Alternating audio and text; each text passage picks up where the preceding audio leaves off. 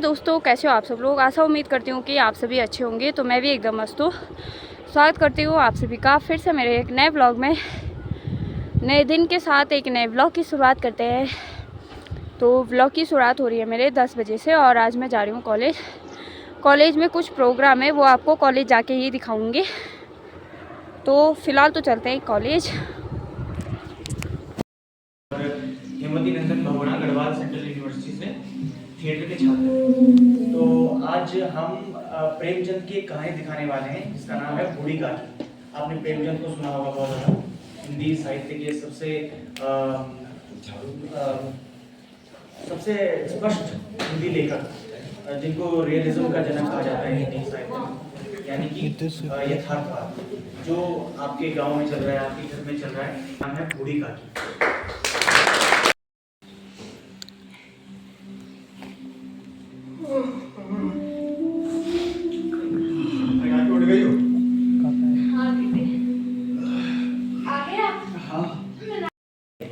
तो काकी का ख्याल रखना बेटी। रूपा, तुम भी काकी का ध्यान रखना। अच्छा काकी, राम राम।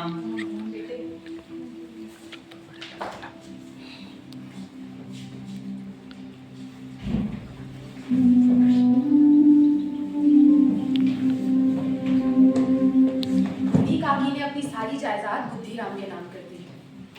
जायदाद नाम होते ही बुद्धिराम और रूपा के मिजाज में बदलाव आने लगा। अब वो बूढ़ी काकी के साथ पहले जैसा बर्ताव न करते थे।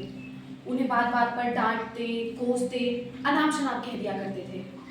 उस घर में बुद्धिराम की छोटी बेटी लाडली ही थी, जिसको बूढ़ी काकी से दुलार था।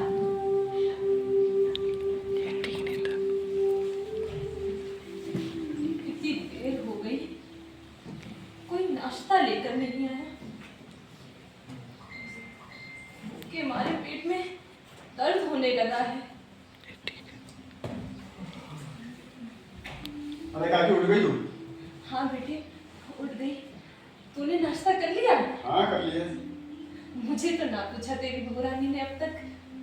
तनिक सबर कर लोगे तो मर नहीं जाओगी।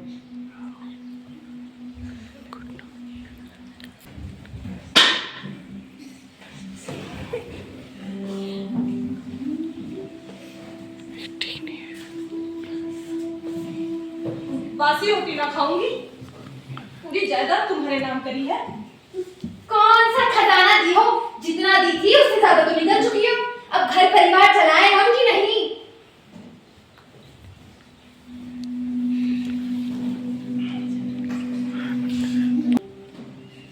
अभी मेरी प्यारी बच्ची क्या लाएगी मेरे लिए? पूरी लाई काकी, पूरी।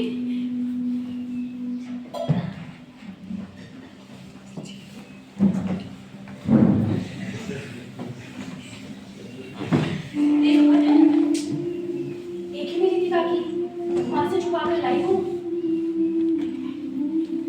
घर में एक तू ही तो है जो मेरा थोड़ा ख्याल रखेगी।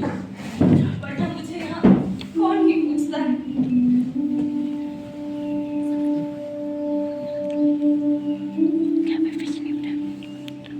लाडली, आई माँ। मैं जाती हूँ काकी, माँ बुला रही है।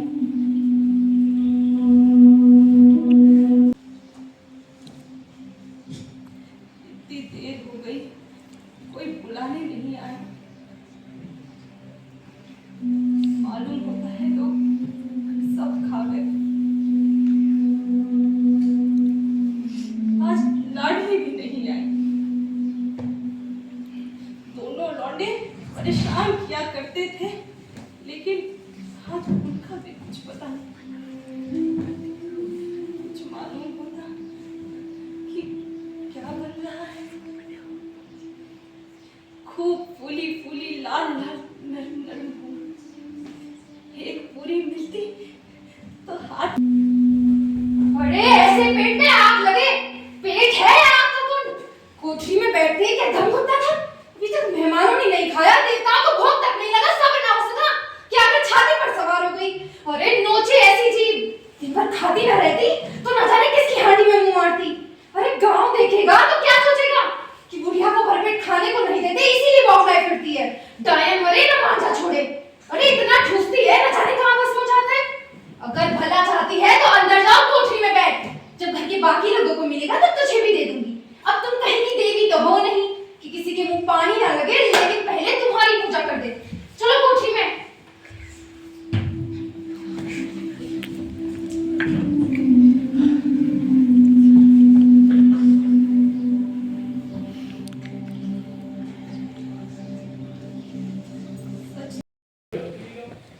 कितने लोगों के आंखों में आंसू हैं।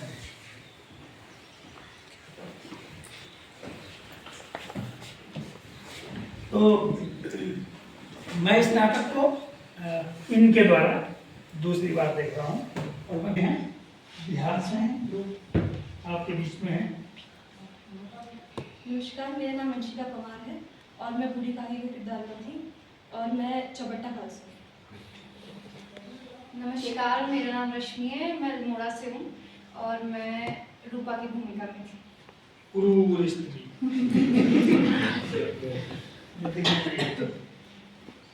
आप सभी को प्रणाम। मेरा नाम आनंद है और मैं रुद्र जैक्सन हूँ और बुद्धिराम के किरदार में। ठीक, वो प्यारा बेटा जो ज़्यादा आने पे बड़ेगा। आप सभी को प्रणाम। मैं अर्जुन सिंह चमोली से, मैं सरपंच की भूमिका में।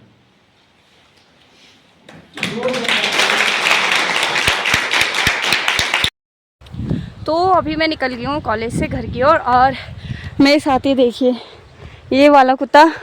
जब मैं कॉलेज आ रही थी तो मजा महादेव में था और हमारे साथी ऊपर आए और फिर मैं सपना ऊपर के लिए जा रहे थे, मतलब कॉलेज के लिए। तो हमारे साथ गया कॉलेज और फिर कॉलेज में रुका और अभी मेरे साथ हमारे गांव के रास्ते तक आ गया और हमने इसका नामकरण भी कर दिया है जिम्मी। और अभी मेरे गांव आ रहा है भाई, वहाँ तो कुत्ते बहुत सारे हैं पर देखते हैं जिम्मी कैसे आ रहा हो मेरे साथ। जिम्मी चल चल चल, ये देखो आ गया वो।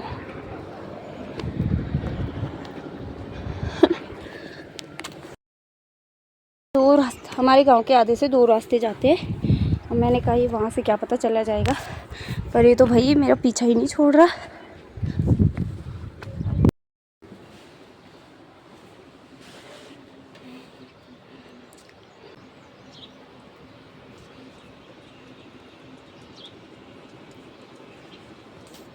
बैठ गया।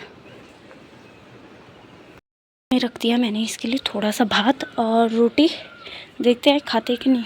आजा ले आ खा।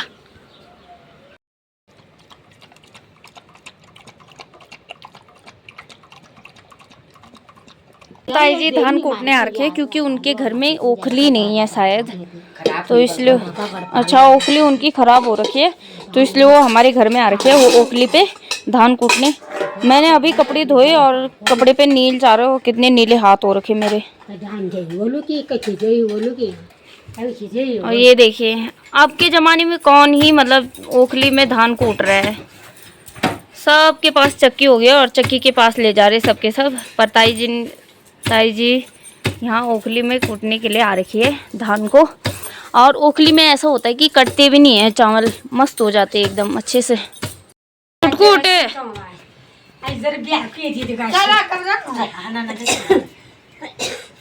तो दादी की मदद करे चाची और मम्मी है ना बॉडी ते मदद करने ताई जी की। भाई मैं दादी बोल रही।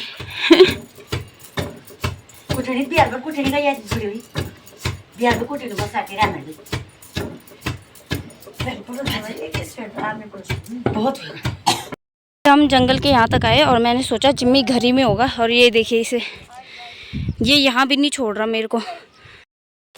तो अभी मैं और चाची आ गए हैं काफ़ी ऊपर जंगल के ठीक बीचों बीच और ये पीछा नहीं छोड़ रहा है। ये जिम्मी भी, इसे भी बाघ का डर लग रहा है। जब आवाज़ हो रही मतलब कुछ चीज़ की तो ये डर जा रहा है। और असली डर तो ये है कि इसकी वजह से हमें भी थोड़ा सा डर लग रहा है क्योंकि बाघ के कुत्ते के साथ मतलब बाघ इतनी तेज़ी से आता है